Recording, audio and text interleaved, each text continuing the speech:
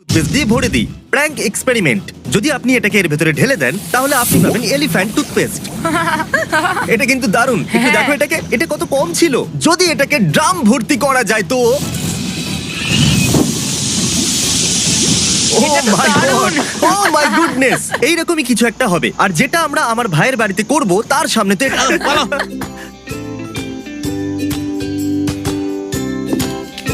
ও